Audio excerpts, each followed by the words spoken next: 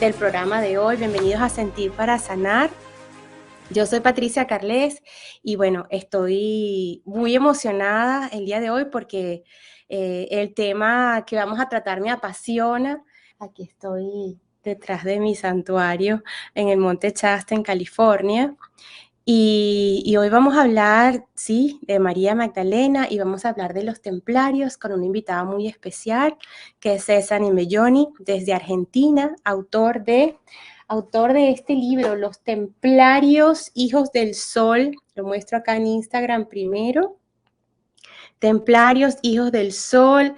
Es un libro que, bueno, mira, es que si lo ven, está todo marcado, subrayado, doblado, o sea...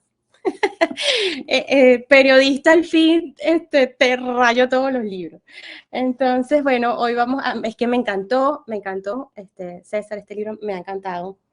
Y además que es una tremenda referencia porque no solamente es el aspecto de lo que hay como el conocimiento templario, sino también tiene mucho de la historia, datos, fechas precisas, nombres, es decir que tiene ambos aspectos, el masculino y el femenino, es decir, el masculino que es el que busca comprobar los datos precisos, la parte afinada lógica mental, y también tiene la parte femenina, que es esa parte de la apertura del corazón, el contacto, el mensaje espiritual, ese que nos conecta con la esencia de María Magdalena y de Jesús, está ahí en ese libro. Y antes de entrar directamente ya con César, yo, como es costumbre, para arrancar estos live, tengo mi oráculo de María Magdalena, y antes de salir al aire, saqué una carta para el programa de hoy y les comentaba que en mi oráculo de María Magdalena siempre saco una carta antes de comenzar la transmisión,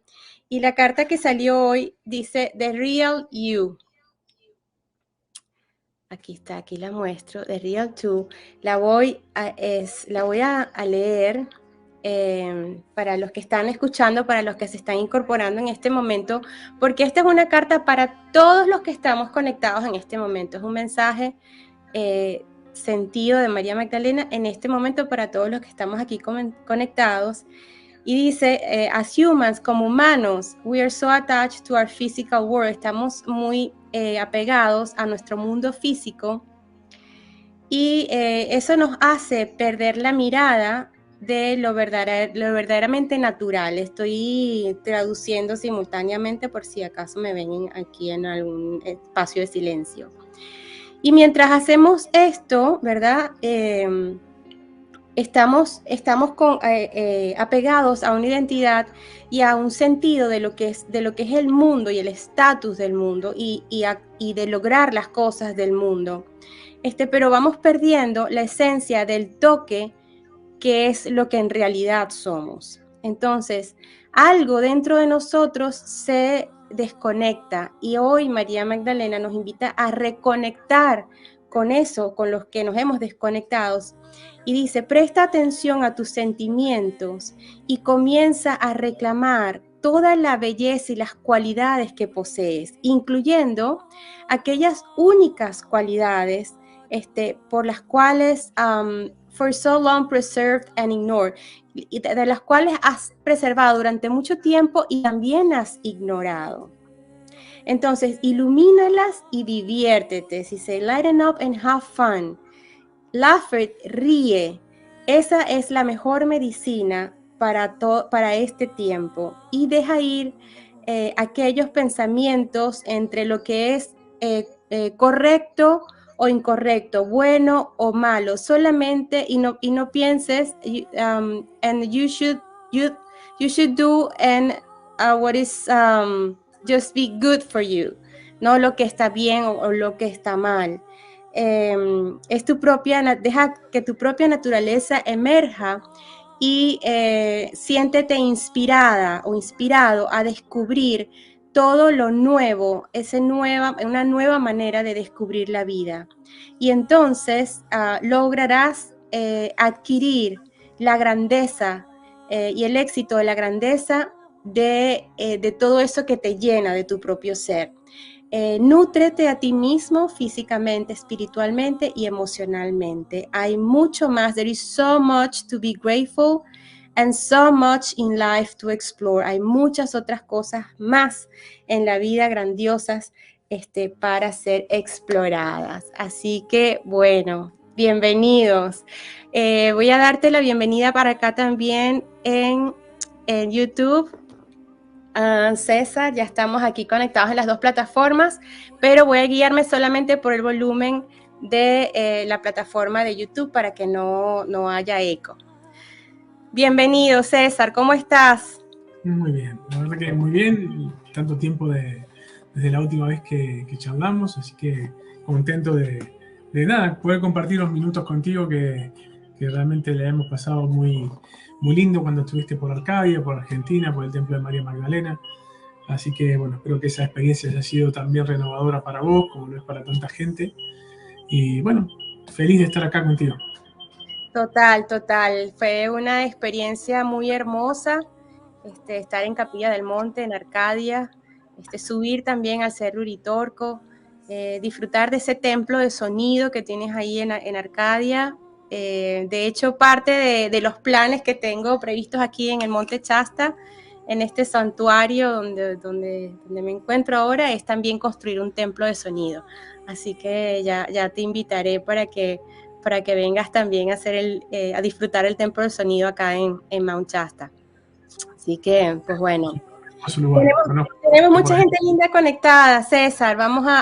Voy a ver si puedo aquí, bueno, casi imposible colocarlos todos, pero mira, nos saludan desde Buenos Aires, Gustavo, Raúl, Franco, Benito, Víctor, Fabiola, desde México, desde Buenos Aires, Rocío, Daniela, Walter. Bueno, muchísimas gracias a todas las personas que se conectan desde Paraguay, Gloria, desde Bolivia, Sergio, bueno, mucha gente linda desde Miami, Debbie Reyes, saludos a todos, bendiciones. Qué lindo que estén todos acá conectados, ¿verdad? Y muchísimas gracias. El objetivo, el tema a tratar el día de hoy, mi querido César, es ese tema que a ambos nos apasiona. Y es ese tema que tiene que ver con María Magdalena y también con los templarios. Entonces, ¿qué tal si comenzamos por el principio? ¿Qué tal si comenzamos por decir quiénes son los templarios?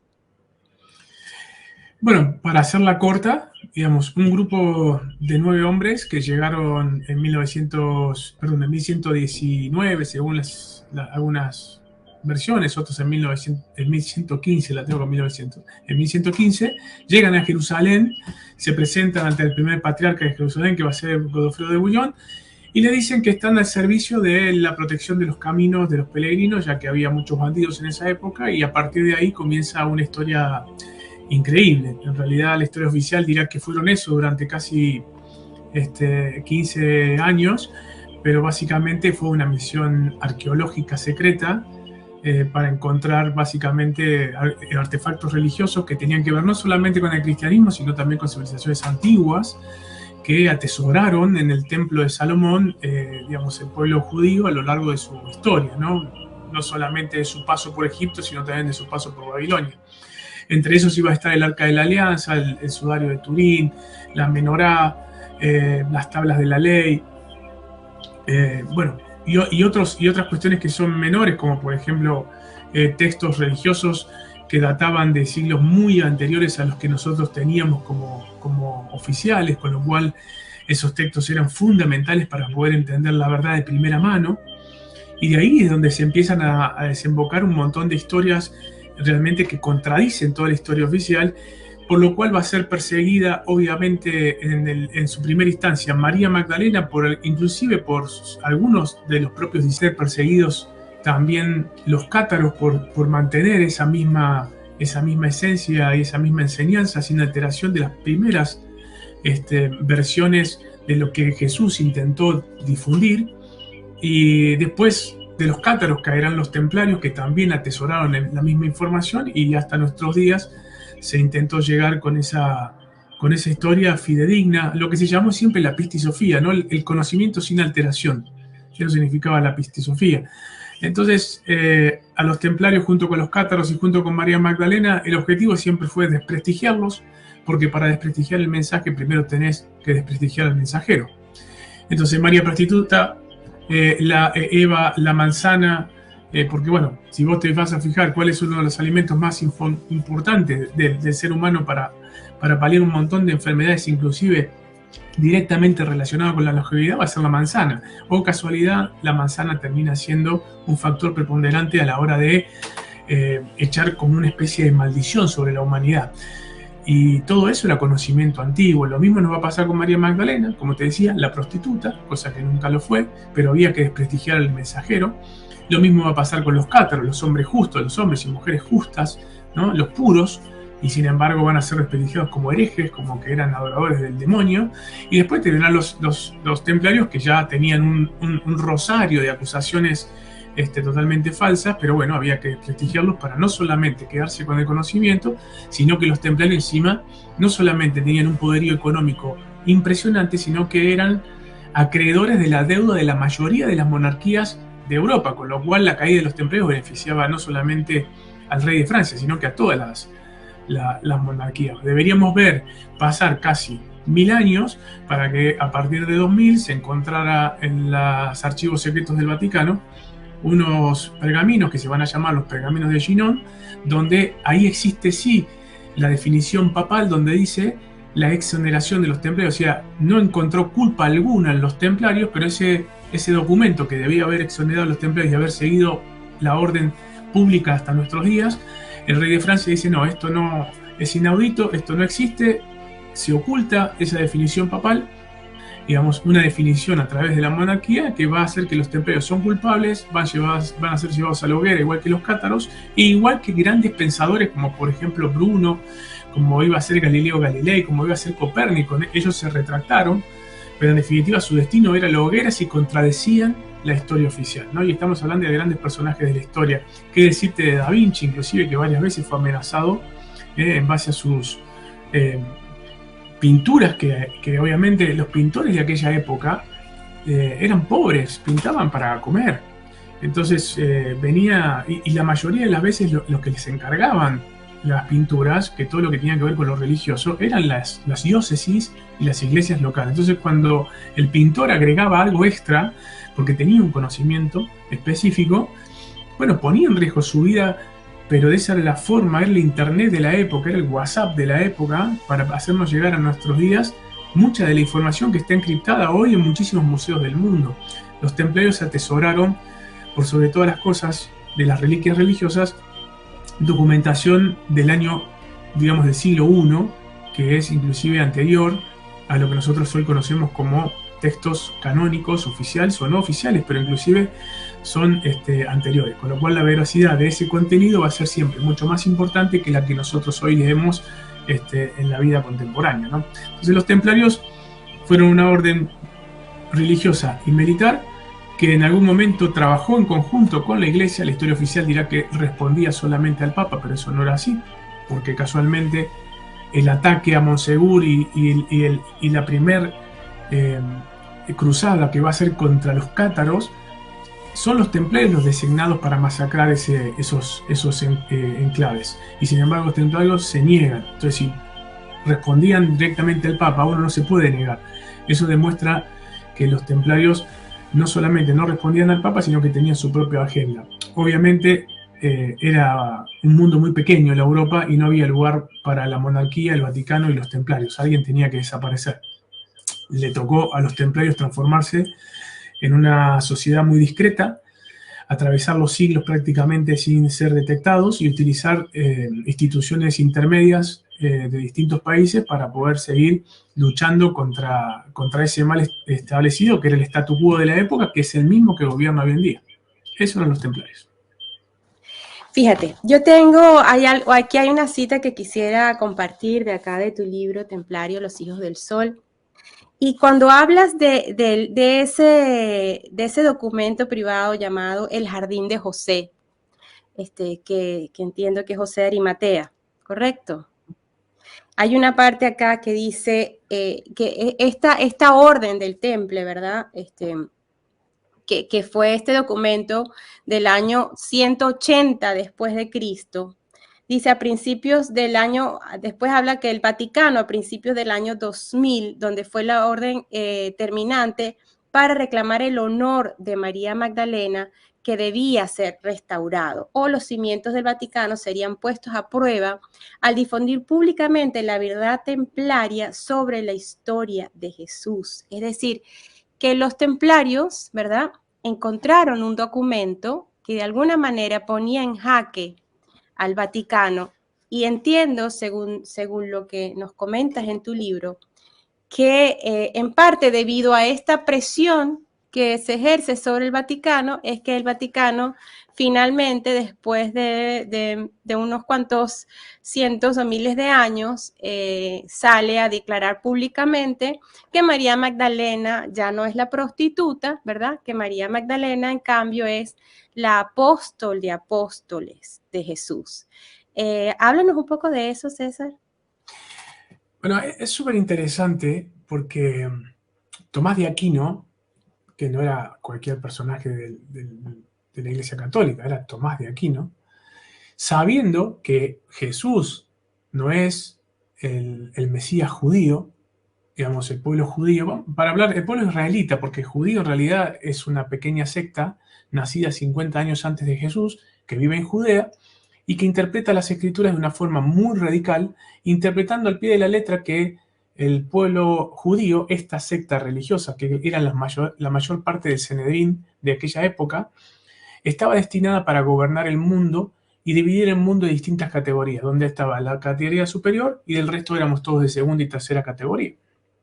A eso llamamos hoy sionismo. Porque ser sionista no necesariamente tenías que ser israelita, haber nacido en Israel, ser de profesión de la religión hebrea, sino que judío tiene que ver, como dijéramos, capillenses, o sea, hablaba de un lugar determinado donde vos venías, en este caso de Judea. Entonces Tomás de Aquino, sabiendo que el Mesías judío, el que se esperaba, era en realidad un Mesías guerrero, uno que ocupara el trono de David, que volviera a darle la gloria a ese pueblo, una gloria militar, que expulsara a los romanos. Tomás de Aquino, que era un ferviente devoto de María Magdalena, la va a llamar la apóstol de apóstol, pero él le agrega algo que, digamos, muy pocos historiadores han, te diría casi ninguno, porque no lo he leído en ningún lado, pero lo han abarcado de una forma muy frívola, porque Tomás le dice la amada de Emanuel. Emanuel va a ser el nombre que tiene que tener el Mesías judío. Entonces, cuando hablamos de Emanuel, deberíamos referirnos a Jesús de Nazaret. Claro, pero Jesús de Nazaret no era el Mesías judío. Y el Mesías judío debería llamarse Emanuel y al mismo tiempo nacer en Belén, porque era la tierra de David. Se sabe que el Mesías judío nace en Belén y va a ser de nombre, o va a tener por nombre, Emanuel. Entonces, cuando Tomás de Aquino, porque en esa época, recordemos que el mundo judío siempre ha sido expulsado de todos los países, de Europa de 5 o 6 veces a lo largo de los siglos, de todos los países, de algunos países han sido expulsados hasta 5 veces, por distintas razones. Entonces, hasta la iglesia cristiana, hasta hace muy poquito, ya esto estamos hablando siglo XIX y principio del siglo XX, un papa envía una carta a todas las diócesis diciendo que, por favor, eviten hablar de Jehová y de Yahvé, lo mismo, Jehová y Yahvé, en las homilías cristianas, porque estos personajes poco tienen de cristiano. O sea, haciendo una gran separación de que el Antiguo Testamento no tiene nada que ver con la historia de Jesús. Mientras que hoy la Iglesia Católica, como el mundo hoy lo gobierna ese sionismo que interpreta de esa forma, donde vamos a encontrar los grandes grupos concentrados de poder que gobiernan el mundo, en definitiva van a intentar hacer hoy sí un correlato de que el Dios de Jesús es Yahvá, va a ser Yahvé, va a ser Jehová.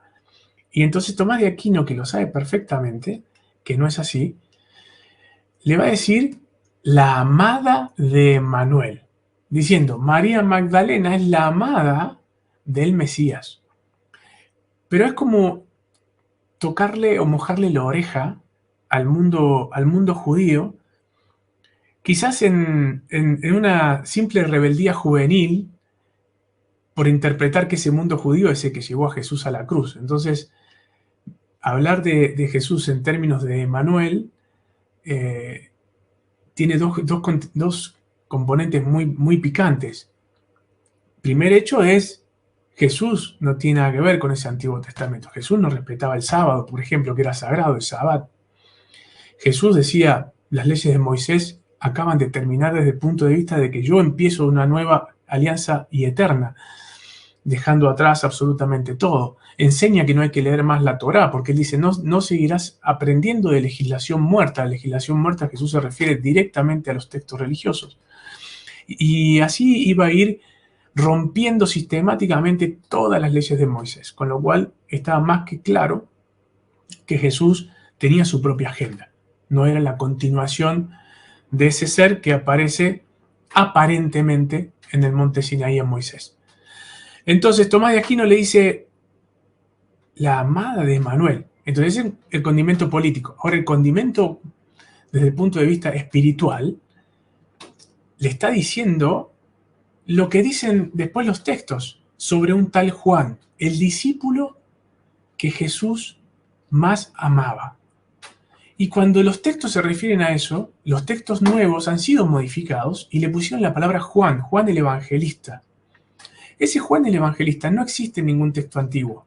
Siempre se refieren al discípulo que Jesús más amaba. Y Tomás de Aquino, conociendo este secreto, lo dice claramente y ahí a vos. Apóstol de apóstol, amada de Emmanuel. Un dato realmente impactante si uno lo analiza desde el punto de vista de lo que puede llegar a tener de contundencia a la hora de querer verificar con una nueva fuente si Jesús y María Magdalena fueron esposo y esposa. Porque Tomás de Aquino nadie lo va a poder refutar. Un texto apócrifo, anónimo, obviamente todo el mundo va a ir contra eso, pero ¿quién va a ir contra Tomás de Aquino? Tomás de Aquino nos deja la pauta de que posiblemente, y esto lo pongo en potencial, pero yo lo creo fervientemente porque tengo mucha documentación que no puedo por ahí compartir en un pequeño video, pero de que ese apóstol a que Jesús más amaba, le pusieron por nombre Juan. Y va a ser, casualmente, muchísimos siglos después va a aparecer esa versión, pero las versiones originales siempre se referían al discípulo que Jesús más amaba.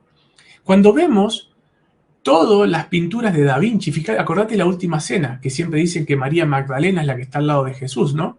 Pero que en la obra obviamente es ¿quién? Juan, el discípulo que Jesús más amaba. Pero sin embargo claramente se ve que es una mujer.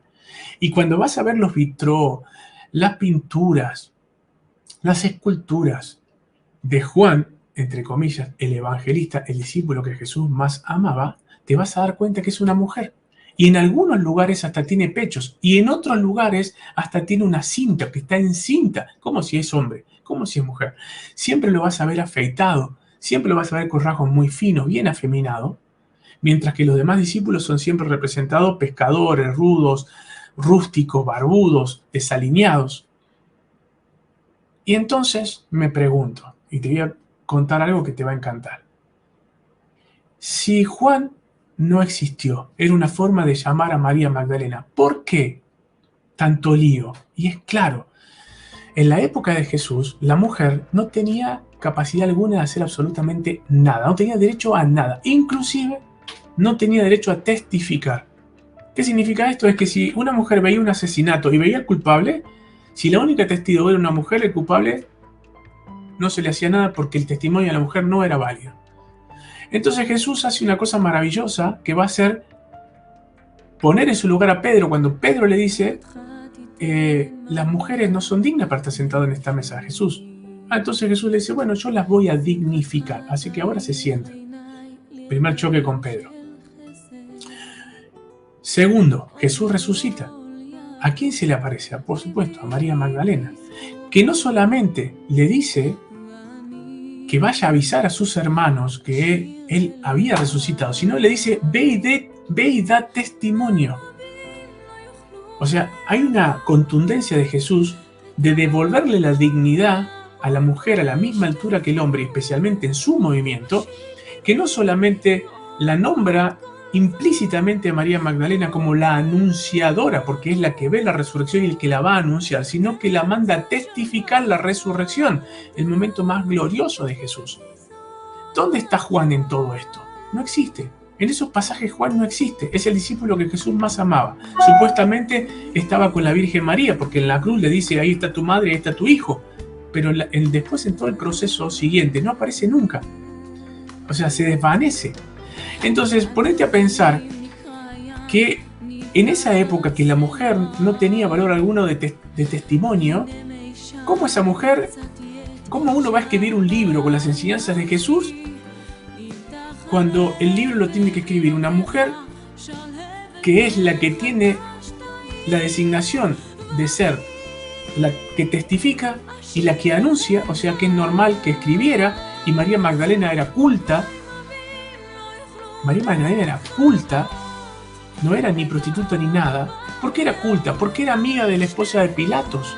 Y para ser amigo de la esposa de Pilatos tenías que hablar latín. Y el latín solamente le hablaba a la gente culta. El arameo le hablaba al pueblo y el griego le hablaba a todo el mundo que quería comerciar. Con lo cual, ¿dónde aprendió latín María Magdalena? En Roma. ¿Por qué era amiga de la esposa de Poncio Pilato, que se hace cristiana gracias a María Magdalena? Y porque seguramente era amiga de la época que estaban en Roma. Con lo cual María Magdalena era de una casa noble y pudiente. Hay muchos pasajes que nos van a demostrar eso, inclusive cuando compra el aceite de nardos, que era una fortuna, la compra del bolsillo de María Magdalena, no de las moneditas de Judas, que era el tesorero del grupo. Entonces, María Magdalena es quien financia la orden de Jesús. Lo dicen inclusive en los textos de la propia Biblia, dice María Magdalena y otras mujeres financian el movimiento.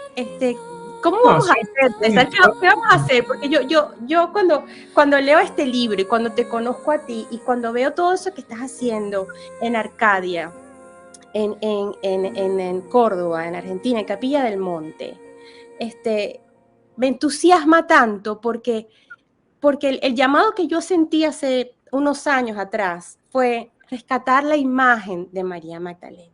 Y yo siento que esto está ocurriendo. Yo siento que vamos por buen camino. Yo siento que esa reivindicación del Vaticano, forzada o no por los templarios, forzada o no por lo que fuera, es un gran paso y es una victoria para todo esto que estamos contando, para todo esto que estás diciendo, para todas estas injusticias que se cometieron en nombre de Dios, y que han callado durante tantos siglos a las personas, hombres y mujeres, y que entonces han hecho que ocurran o que surjan estas comunidades secretas, ¿verdad? Porque también los templarios son como una comunidad secreta, pero no es secreta porque está haciendo cosas escondidas, es secreta porque son años de historia de tratar a todos aquellos quienes hablaban de la palabra de María Magdalena. De persecución y muerte y sangre, punto. Digamos. Exacto. Entonces, ahora los templarios, César, ¿los templarios están vivos? ¿Cuál es la nueva comunicación? ¿Qué es lo que traen los templarios en estos tiempos de ahora? Bueno, creo que vos lo acabas de responder con la pregunta que me hiciste, que yo te comentaba sobre Tomás de Aquino. Si llega una carta de los templarios, de los cuales yo tuve mucho que ver con eso, en principio del 2000, y el Vaticano no solamente acepta reivindicar la figura de María Magdalena y, entre comillas, hacer que la casualidad de la vida, dos arqueólogas, una alemana y una italiana, encontraran de casualidad en los archivos del Vaticano el texto de ese papa que dice que los templarios son inocentes, Bueno, eso te demuestra que los templarios estaban más vivos que nunca y que eran de temer todavía, y que la información que tenían básicamente no solamente hace temblar el cimiento del Vaticano, hace temblar los cimientos del catolicismo y de todas las ramas cristianas habidas y por haber. Porque, a ver, no es solamente que exista el cuerpo de María Magdalena hoy en día, posiblemente momificado. Yo voy a ver si te puedo dar un detalle que está en Rennes-le-Château. Mira, ahí sí se ve, que dice, a ver, ahí. ¿Lo ves? Sí, lo veo. No sé si alguna vez viste esto en Rennes-le-Château, si estuviste ahí. Sí, ahora sí lo veo. Okay. Ahora sí lo veo. Es donde están lo que llaman las 22 escaleras que están como en un semicírculo hacia abajo, que están en una parte de Rennes-le-Château. Ok, retené esta imagen, ¿ok? Ajá. Ahora vuelvo a colgar mi cuadro. Con toda su historia, ¿no? De Rennes-le-Château. Que básicamente Rennes-le-Château es un gran tesoro de oro y demás, que sigue estando dando vueltas por ahí, por debajo de todos los subsuelos que están casi cuevas por todos lados. Pero ¿qué es lo que está diciendo eso ahí? Que también tiene que ver una relación muy directa con el misterio de Opul Pirilos. Opul Pirilos es el lugar exacto donde María Magdalena desembarca en las costas de Francia y va a vivir en ese lugar.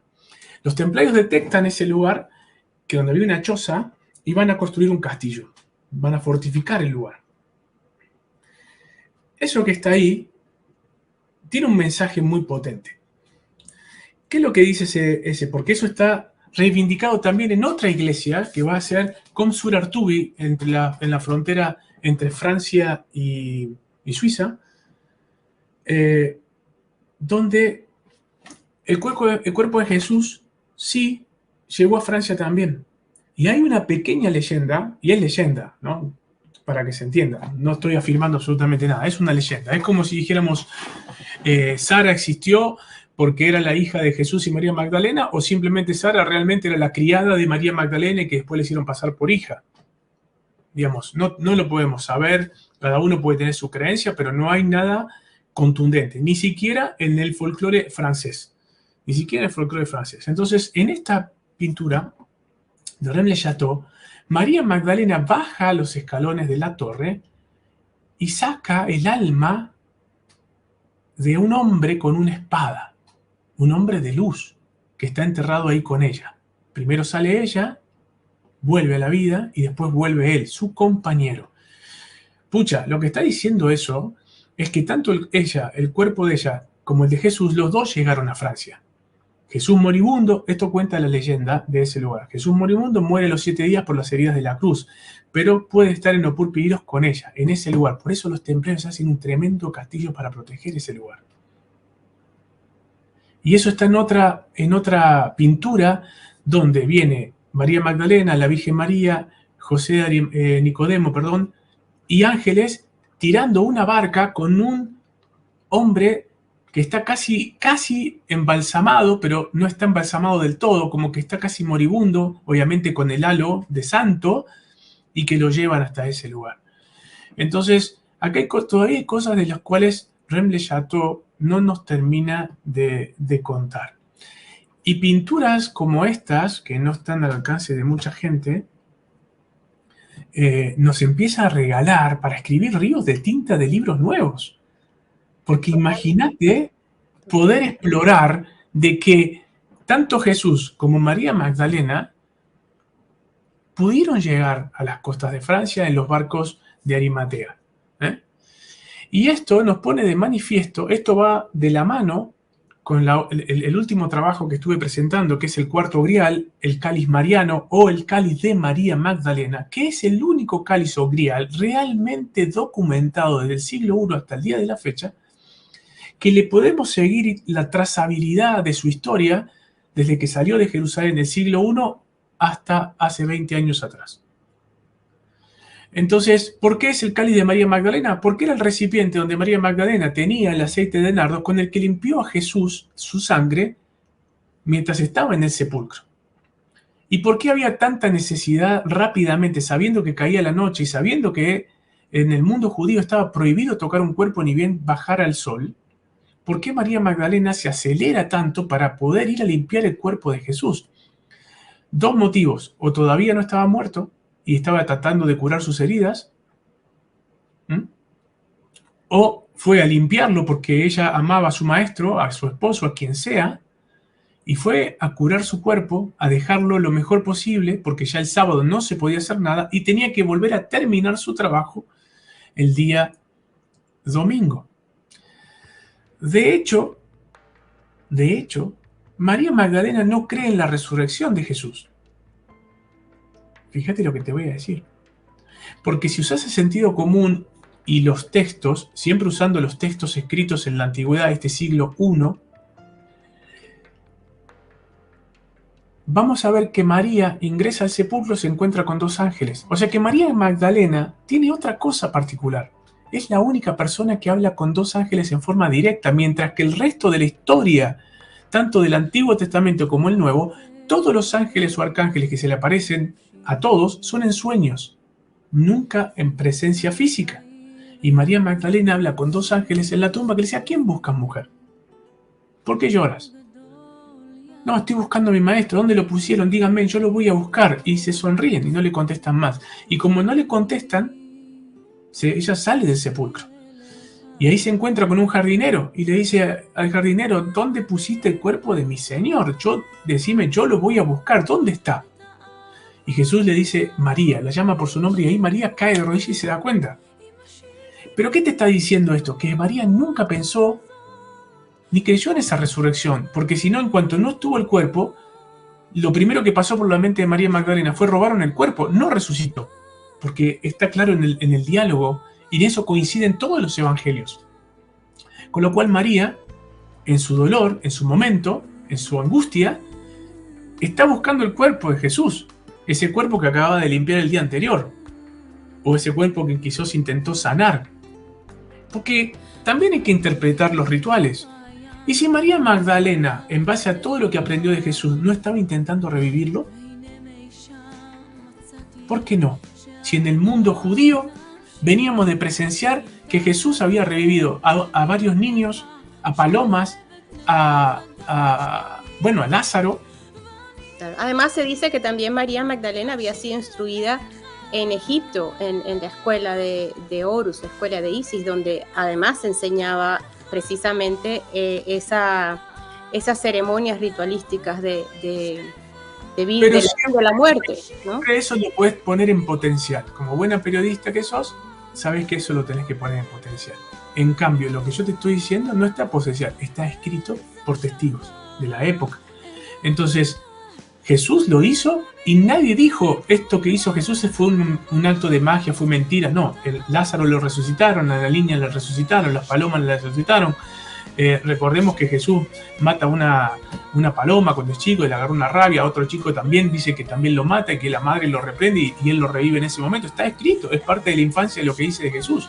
Y eso no es que Jesús estaba estudiando en una escuela en Egipto ni tampoco conocía a María Magdalena. Evidentemente, la cuestión empírica acá es que Jesús sí sabía revivir a los muertos. De hecho, las escrituras dicen que cuando Jesús sucumbe en la cruz, comienza el terremoto y se empieza, no solamente él sale quizás de su cuerpo, pero los que realmente salen de su sepulcro está lleno de personas que salen de sus tumbas y empiezan a caminar Jerusalén espantando a toda la gente, cumpliendo la promesa de Jesús de que cuando Él resucite también iban a resucitar a los justos que murieron antes que Él.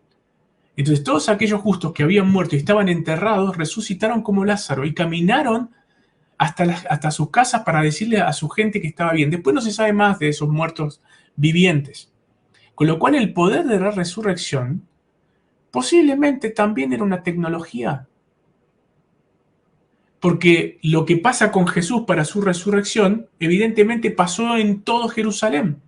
Lo dicen las Escrituras. Y esto es algo que no se aborda tampoco. Porque es difícil de abordar sin jugarse el prestigio de cualquier persona que trabaje o lucre con esto. Si yo vivo de escribir libros y yo cuento esto, no me compra nadie más un libro. O no me invita a ningún programa, pero como yo no vivo de esto, la verdad que me puedo dar estas cosas, estas pequeñas... Licencias. sí, estos pequeños regalos del universo donde puedo... Bueno, pero generar... ¿cuál fue el mensaje de hoy? ¿Cuál fue el mensaje de hoy? The real you. The real Exacto, you. Entonces, exacto. eso es este programa, eso es esta entrevista, eso es este momento, eso es lo que están viviendo las personas que están conectadas aquí. Este es un programa donde nos estamos dando la licencia de deliberar entre lo que hemos leído, lo que hemos aprendido, lo que sentimos del corazón, lo que sentimos que es nuestro llamado, lo que sentimos que es parte de nuestra misión, ¿verdad? Porque es de todo un poco cuando uno ya llega... Cuando uno ya pasa, no sé qué edad tienes tú, pero yo estoy por los 53, cuando uno ya llega a esta edad, ya tú quieres hacer lo que tu alma te llama a hacer y lo demás, mira, ¿sabes? Mira, y hay otra cosa que es importante, porque la gente por ahí piensa, pero esto le está quitando a Jesús su inmortalidad, el Hijo de Dios. No, todo lo contrario. Todo lo contrario, porque Jesús, a ver, ¿cuál es el momento más importante de la vida de Jesús? La resurrección. ¿Por qué? Porque Él vence a la muerte, ¿no? Pero si su resurrección no fue tal, si Él no resucita, sino que recupera sus signos vitales por un tiempo, por lo menos hasta después sí partir y después sí aparecerse a mucha gente, después ya sí de muerto, pero su cuerpo físico no es llevado al cielo, no es llevado a ningún lado, sino que se queda acá como todos los profetas y todos se quedaron, porque aparte las escrituras dicen, polvo eres y en polvo te convertirás. No dicen, polvo eres, te hemos creado y después te llevamos, ¿viste? Como Enoc al cielo. No, no dice eso las escrituras ni ningún texto religioso. Entonces, pero ponele, ¿por qué Jesús va a ser menos divino si Él resucitó muerto por todos lados? Ya venció la muerte, Él no necesitaba vencerla de vuelta. Quizás su mensaje iba por otro lado, de entender que lo que es de este mundo, lo dijo, al César lo que es de César, a Dios lo que es de Dios. Entonces, este cuerpo biológico, los cátaros, lo interpretaban como un envase que te está limitando, que te contenía, que el fin de la vida era poder desprenderse de este cuerpo cuando uno adquiriera cierto nivel de conocimiento y este cuerpo ya no servía más. Un vehículo, como si cambiáramos de coche. Hay una cuestión clara, los templarios... Vos recién te escuchaba decir, los templarios no creen en la resurrección. Sí, nosotros creemos en la resurrección de Cristo. Porque la resurrección no significa para nosotros resucitar y caminar en este mundo de vuelta, con el mismo cuerpo.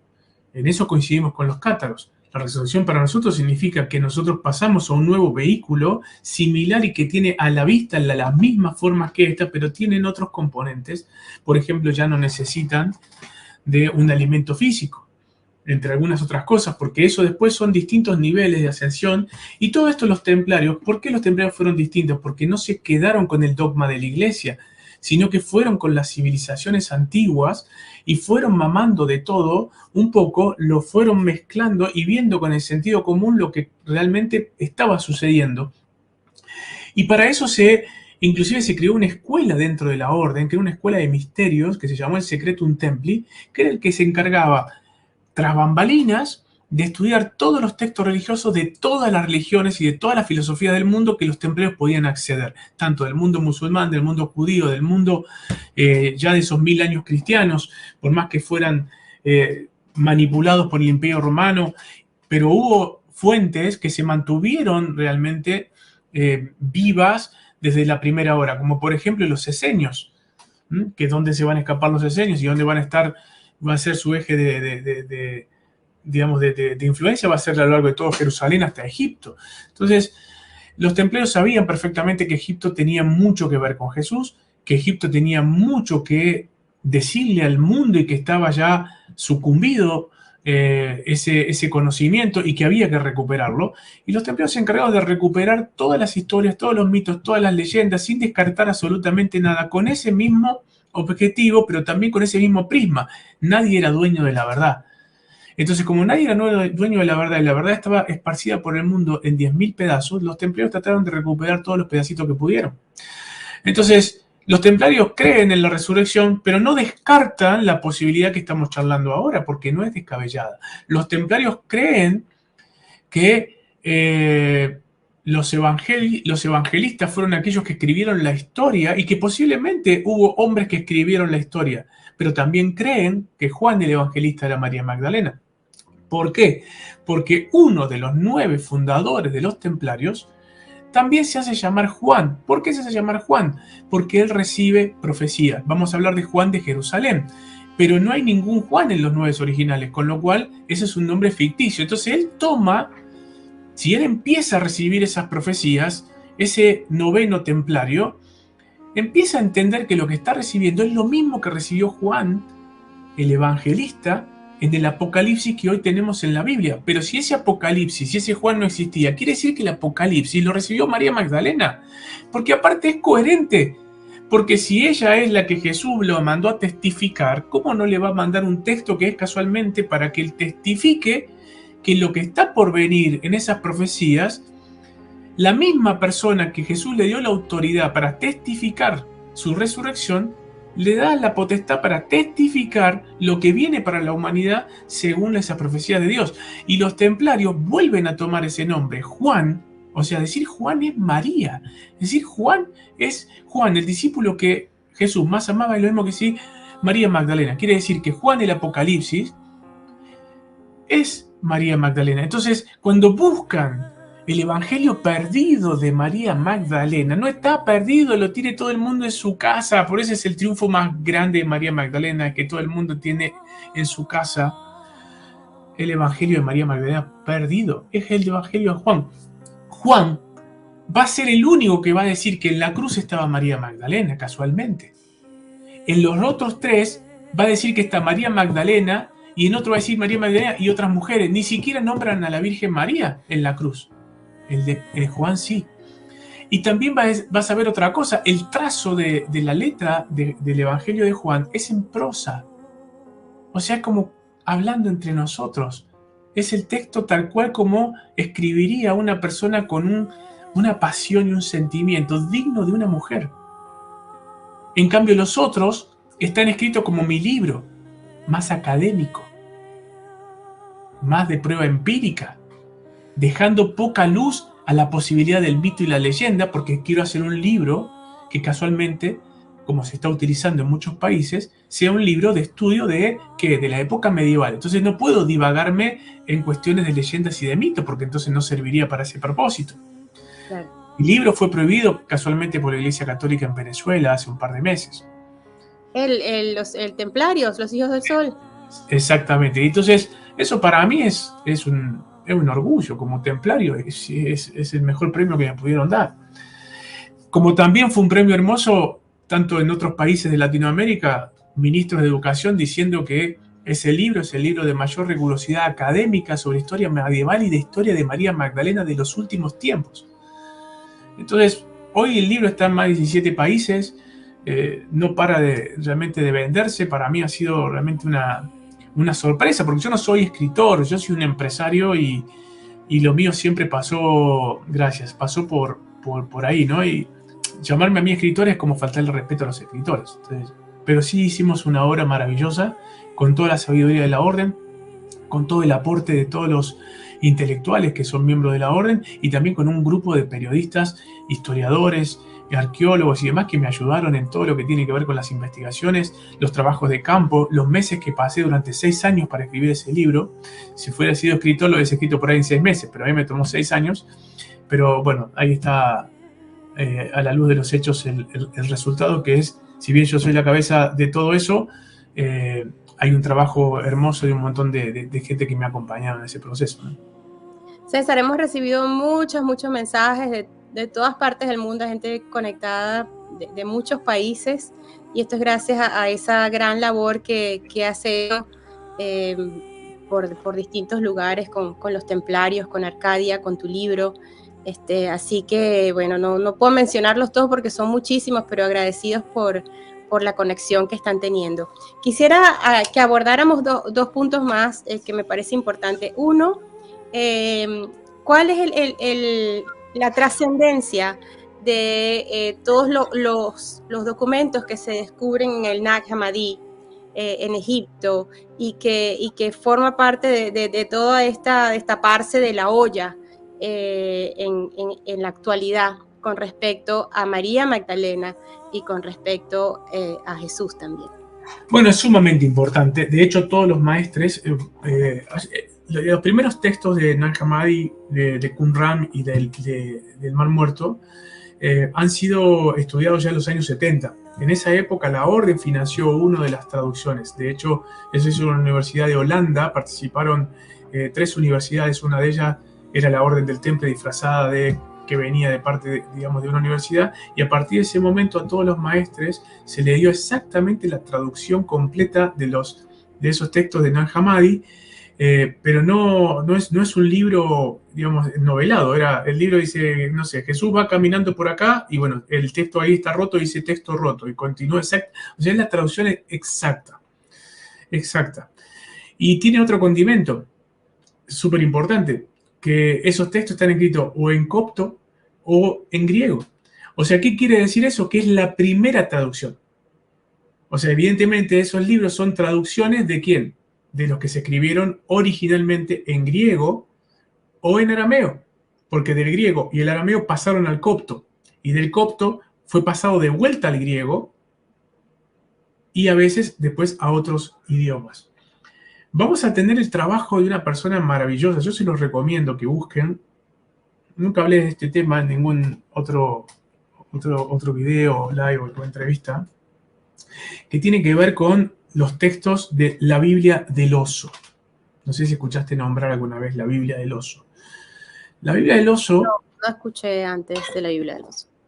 Bueno, en Estados Unidos lo vas a poder conseguir porque hoy es fácil conseguirla. Es un libro que debería tener todo el mundo de cabecera, porque la Biblia del Oso es un libro que un estudioso allá un par de siglos atrás se da cuenta de que todos estos textos están manipulados. Obviamente, tiene la posibilidad de recopilar muchísimos textos, tanto sea del Vaticano, como de otras fuentes luterianas, por ejemplo, protestantes y ortodoxas, y hace un trabajo único. Agarra todas las versiones escritas y las empieza a comparar con los más antiguos.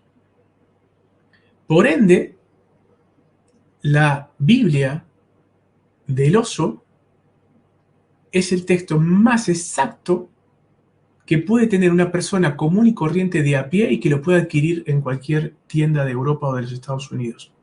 Y va a tener los textos de la Biblia más exactos sin llegar a la manipulación hecha por Helena, los primeros obispos y Constantino. De hecho, de la Biblia del Oso es de donde va a salir la Biblia que hoy mejor tenemos, de donde agarrarnos, que va a ser Reina Valera. La Reina Valera es originaria en la Biblia del Oso, pero la del Oso tiene cosas que ya en la Reina Valera no están. Entonces, les recomiendo a todos aquellos que son entusiastas de leer textos religiosos, tanto sean porque son religiosos, tanto sean porque son practicantes, o tanto sean porque son curiosos y porque les interesa leer la Biblia como un libro de historia y no como un libro de religión, la Biblia del Oso. Datazo que te acabo de dejar. Ajá, tomado en cuenta, anotado.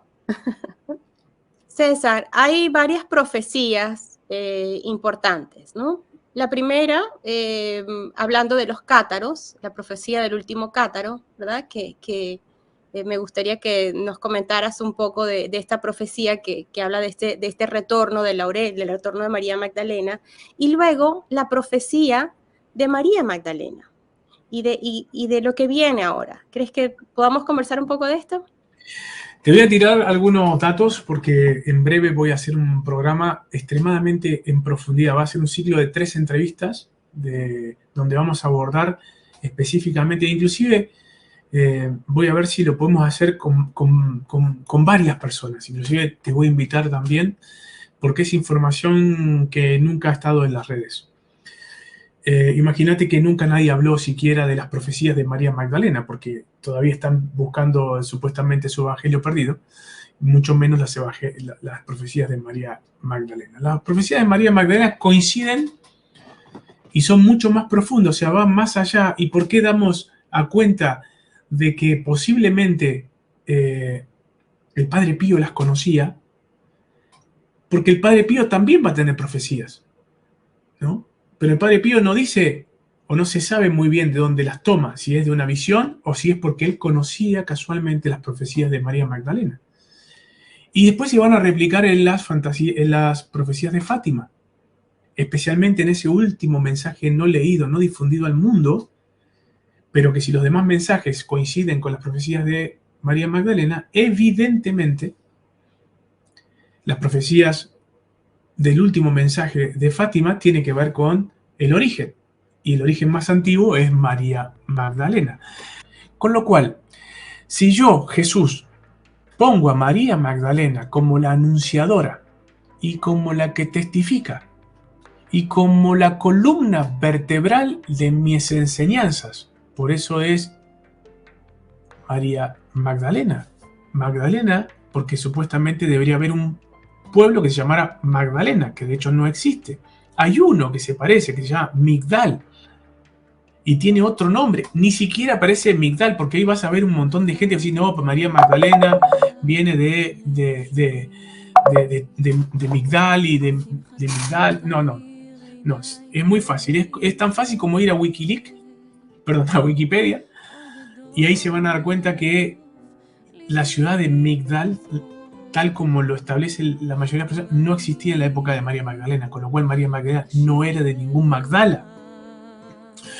Pero Magdala significa torre, lugar donde uno apuntala. Ese es el significado de Magdala. Entonces Jesús, que le cambiaba el nombre a todo el mundo, a Pedro le puso la roca, no porque iba a edificar su iglesia, porque Jesús nunca habló de eso, evidentemente porque era durito como una roca. A Bartolomé, Natanael, o viceversa. Y así él le iba cambiando los nombres, ¿no? a las personas, y tenía un sentido. Entonces, ¿por qué María Magdalena? Y casualmente porque si Migdal o Magdala significa torre, la torre en un castillo es el lugar donde vos vas a proteger mejor tus secretos, o es el lugar donde va a ser más impenetrable el enemigo, es el lugar donde vos vas a resistir absolutamente cualquier ataque hacia tu vida. Entonces, ¿qué mejor lugar de resguardar tu mensaje que una persona que apodás la torre? La inquebrantable. Las torres nunca caen. En un castillo caen las murallas.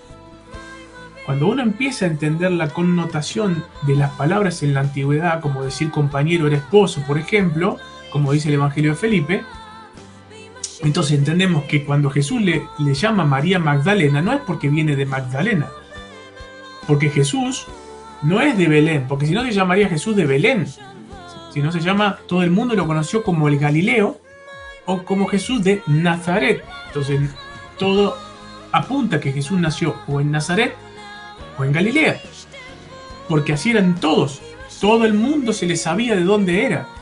Qué raro que este tipo tan importante, este personaje tan importante como Juan el Evangelista, es tan importante que es el discípulo que Jesús más ama, pero no hay nadie escribe sobre Juan.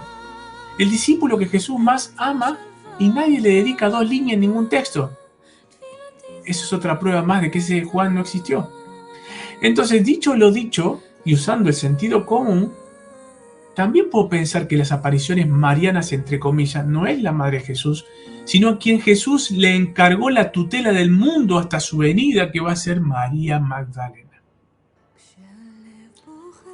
Y no es un tema menor.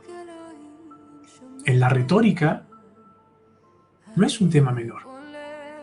Porque la retórica tiene un fundamento que, si bien no es empírico en prueba, es empírico porque también hay una falta de prueba que diga lo contrario.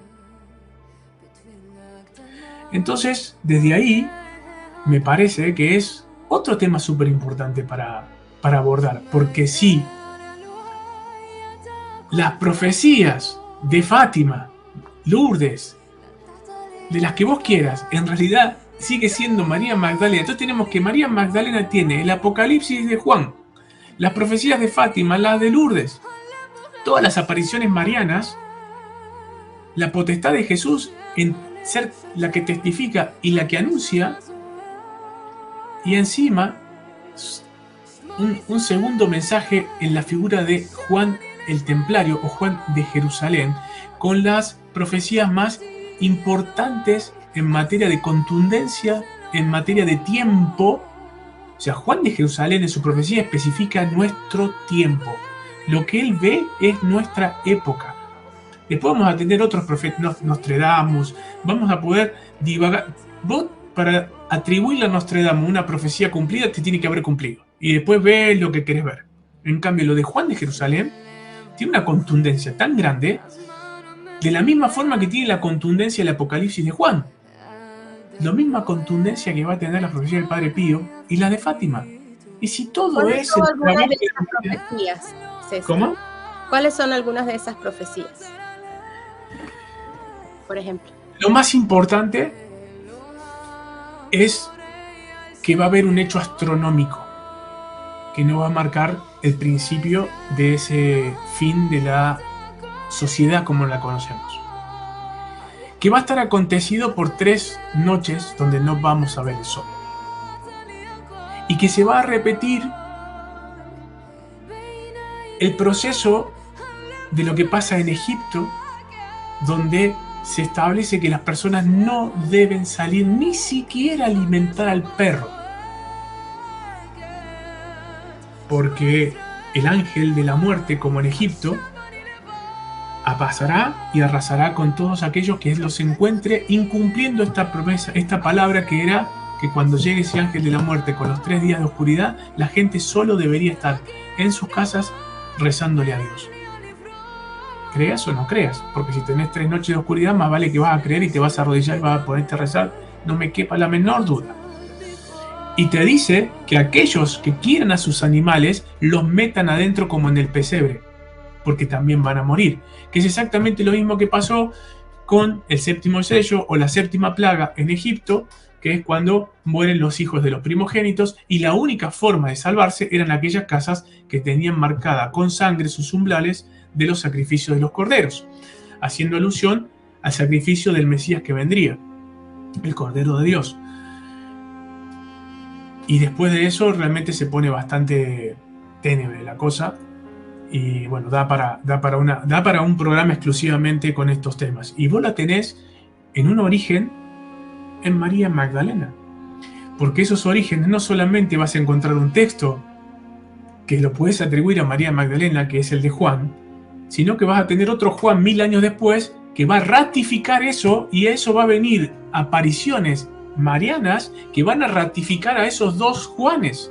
Y si todo es María Magdalena, y si todo es el trabajo de María Magdalena tratando de que el mundo entienda de una vez por todas que por donde va no es, y que el tiempo se acaba porque el que evidentemente gobierna el mundo también pierde la paciencia. Y la verdad que está bien que pierda la paciencia, porque el diluvio no fue casualidad.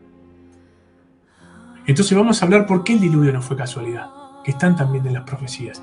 Vamos a hablar de los ángeles caídos, que están en las profecías y que no son Lucifer y Satanás. Porque el diluvio no llegó por esos ángeles caídos, sino llegó por otros ángeles caídos, que probablemente no siquiera son ángeles, son civilizaciones de otros planos de nuestra propia Tierra, o de otras civilizaciones, o de lo que sea, porque Einstein mismo descubrió 7 mundos paralelos. Nikola Tesla trabajó en 21. Entonces está lleno de secretos que todavía el mundo ni siquiera atina a rajuñar la cáscara. Pero los poderosos, los que manejan las religiones del mundo y las grandes imperios de poder, sí saben de esto. Por eso cuando se llegan los tiempos, empiezas a ver rápidamente cómo las ratas abandonan el barco. Entonces, definitivamente hace falta otro programa para hablar de esta segunda etapa de la profecía, pero muchísimas gracias, César, por este buen rato, qué gustazo poder conversar contigo. y poder compartir un pedacito de tanta información que es necesario saberla, no porque nos hace más intelectuales ni más sabiondos, porque a veces mientras uno más sabe, menos sabe, ¿no? Pero sí para darnos cuenta de que la humanidad ha estado engañada por muchos años y que es el momento de abrirnos a esta nueva historia. Ya para cerrar, César, los templarios, ¿guerreros sagrados o negociadores de paz? Guerreros sagrados, porque un guerrero sagrado siempre busca la paz, por eso es sagrado. Pero cuando tiene que levantar la espada no duda un segundo, en defensa de lo sagrado. Entonces eso es contundente. ¿Qué es y qué representa para ti, para César, no para el templario, no para el escritor, para César? ¿Qué representa para ti María Magdalena? La luz, un faro, el lugar que dejó Jesús para continuar ese camino. Si Jesús dijo, yo soy el camino, la verdad y la vida, ese camino a ciegas no lo puedo encontrar, necesito un faro. Eso es María Magdalena, un faro. Qué bello. Gracias, César, y gracias a todas las personas que se conectaron de todas partes del mundo. Por favor, si les gusta este programa, suscríbanse, denle a la campanita. ¿Tus redes sociales, César? La C de César Imbelione, todo junto, C Imbelione, ese es el Instagram, y después nuestro canal oficial donde nosotros colgamos como una especie de biblioteca, que es Delca, como suena, TV. Espacio Delca, Espacio TV, es el canal de YouTube, y si no, el Instagram, no hay otras redes sociales. Fantástico. Bueno, esto ha sido todo por hoy. Gracias, César, gracias a todas las personas que estuvieron conectadas. César está en Capilla del Monte, en Argentina, yo estoy en el Monte Shasta, en California, y bueno, aquí el tiempo y el espacio desaparece para conectarnos en este maravilloso momento para hablar de María Magdalena y de los templarios. Ha sido un verdadero placer para mí estar conectados con ustedes. Así que será hasta la próxima, aquí en Sentir para Sanar. Bye, bye. Te dejo un último mensaje. Voy a estar la semana que viene en Italia, Francia, España y Portugal con la presentación del libro Evento de la Orden, y después para fin de mes estamos presentándonos también en Panamá y en Estados Unidos. Bueno, ya saben, allí va a estar César. Les recuerdo su libro Templarios. Templarios, los hijos del sol. Aquí nos desconectamos. Bye, bye.